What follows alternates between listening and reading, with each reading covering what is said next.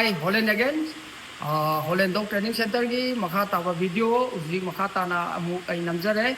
Asi aina mayang damakta puraga lakchariba training asina akoi gi phamma sit hariba akoi gi phamma laiba huisidagi mathangi step aiga maga kamaina chapmina gadage haibadu ai kamaina da huidiga aiga kamaina nuaina ai gamna properly op list kamaina chapmina gadage haibadu ai takaduni ngasi mayam akoi gi hana yengbiri besin nausina sit stand down adagi akoi gi list pulling akoi mathang mathang yenggigre hana takrabagi matungina makha taba aigi ji uji akoi gi kamaina da phamma laibe huido aiga mu properly aigi hilda haibadi aigi chatliba kanu jiga ai hakchang jiga adagi aigi khong jiga khongthang manana kamaina pugadage haibadu ai takcharake ado akoi gi nusijaraba aigi subscriber amadi aigi follow tawbiriba ichil nausingna amadi dog lover singna aigi video si yengaga khanglagani aduga karigumba adomna doubt leiba akoi gi wi training tawba matamda isana yumda leiraga doubt leiba leiraga ju akoi gi message ta haibirao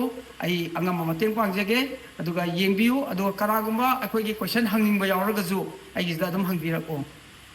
Okay, I was in the talk again. I do Makata, I training to Toroke, I do training with I explain you Masamasa Toraga, I Tojerke. Ahanbada, I can the Vijay of the left key.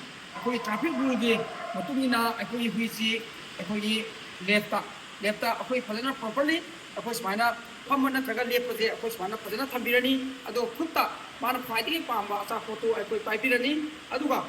Handa first step ta akoi one step tagi hena just chatloi akoi smana magi akoi hui gi maming lowa amadi one step akoi gi thangthok pa matamda akoi gi hui gi makong chokkaraba akoi gi oi gi khong jahara thangthokani akoi gi mongoda asa posi akoi masinda thambirani aduga akoi gi smana akoi ahamda akoi gi hui gi maming lowa wana akoi gi hil only one step ti hena chatpa yade.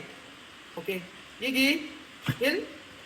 Okay, mana properly chatpa haira aba matungda akoi step ani um chatpirani yigi hill.